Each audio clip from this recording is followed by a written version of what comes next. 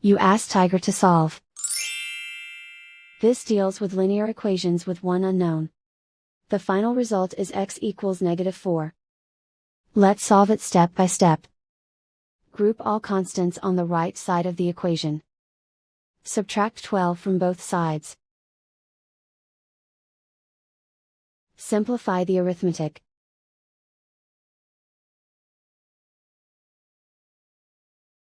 Isolate the x. Divide both sides by 3. Simplify the fraction. Find the greatest common factor of the numerator and denominator. Factor out and cancel the greatest common factor.